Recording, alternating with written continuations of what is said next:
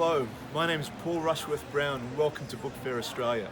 I'm here with the lovely Louise Lambeth, who has written a wonderful new book called Annie in the Waves. Louise, welcome to Bookfairaus Australia. How are you? Thanks for having me, Paul. I'm really good. So tell me about this book that you've written. So Annie, I'm a surf lifesaver, which you might be able to tell by my uniform, but for me water safety is really important, and I go out in the country and I teach children how to be safe around water. So the first time I went out I thought, what would it be like if I was a child and I had surf lifesavers come to my school and then I came to the beach for the first time. So I wrote the story, but I didn't know what to do with it. 2 years later, we had a tragic drowning on my beach, or nearby beach, a little 5-year-old boy, and I thought, gee, if it was the same scenario I'd written in my book, what if I'd written and published that book and that family had read it, and maybe we could save a life. The book is about basic beach safety, what to do if you need help, and ways to stay safe. It's not instead of traditional nippers education or life-saving education, but it's an addition, and it adds another layer of protection for children. It creates a conversation that you can have with children about their safety and about what to do if they need help. Okay, so for our viewers overseas, just explain what nippers. So Nippers is a surf sports program for children aged from under 6s to under 14s. So they do activities, they'll learn about surf safety, but they will also do sports activities. So they'll be running races and paddling races, swimming races and things like that too. So it's an education program that will prepare them to be safe around the surf. And you were saying that even though the uniforms and that are Australian, it's actually applicable to, say the US or UK, other countries as well. Absolutely. So it describes waves and the different kinds of waves we have, and ways that you can be safe, like swim between the flags. And a lot of a lot of countries will have flag systems and lifesaver or lifeguard. So it's totally applicable. The only thing iconically Australian is the quarter cap. Okay. And I believe there was a pilot study done with regard to this novel. Tell us a little bit about that. Yeah, so my background is as a research manager for the Central Coast Medical School. So I know how important it is to test whether something will actually work or not. So I took this book into a local school and we got the children to do a pre-survey to test their knowledge of the information found in the book. We did a colouring activity. Then a week later the teacher read the book again, and then we retested the exact same survey and the exact same colouring activity.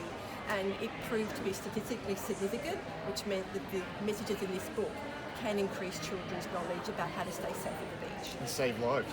Absolutely. Yeah. And okay, we've got Annie in the Waves, and I believe you've written a couple of other similar books about river environments and that type of thing. Yeah, so often more people will drown in a river. The coastal tends to get more media, so it's really important that you look at river safety, but also the second book, Rowing the River, covers learning to swim. And you can't beat that as a safety precaution. So it's about a little boy who's not confident in the water, but he learns to overcome that with the help of his swimming teacher. He learns water safety skills. He gets his certificate, and then he goes to the river. But rivers can be dangerous places, so it covers some of the dangers around rivers and how to stay safe and what to do if you need help. I mean, such an important thing for young people to know. So it's great thing you're doing in publishing this book. So what sort of future projects have you got? Lots. So at the moment I currently have one about safety around the rock platform. We have a lot of people who die in Australia and also overseas on rock platforms. Mm-hmm. So it's embedding the information in children and for their parents as well, because their parents will read the books. So it's about rock pooling, and there's a second book about rock fishing as well too.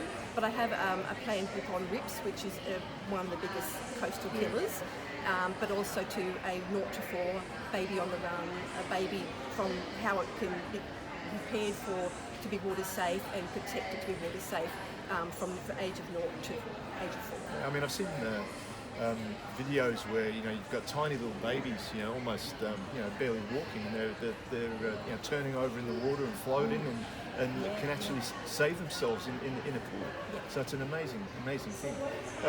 Now, what was an early experience that you had that led you to writing this book? I always wrote poetry and creative stories when I was younger, but sort of lost my way along the line. But when I was writing this Annie in the Waves, I would cry when I was writing the story because I understood the risk and how dangerous it is and how tragic it would be to lose a life or to have non-fatal drowning where you can have brain damage. So I would start to cry when I wrote the story and I thought, well, there's something here that gave me an indication. And then my husband read it and he said to me, I feel teary. And he's going to cry. And he was going to cry. So for me, it was the reaction that we both had and then the reaction that people have when they read the story to me. They will often say, oh, I feel a bit teary. And nothing bad happens in the book.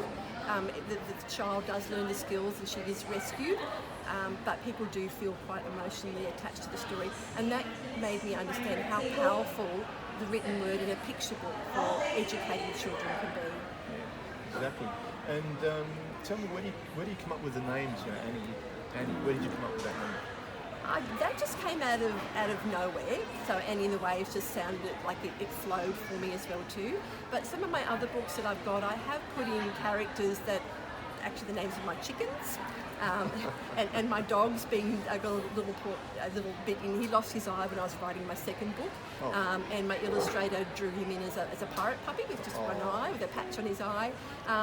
But sometimes you're using the consonant, so a harder consonant could be the person that might be the antagonist in the book, and you might have a softer consonant. So I'll look at sometimes mechanics of it, but otherwise they just come to me. Wonderful.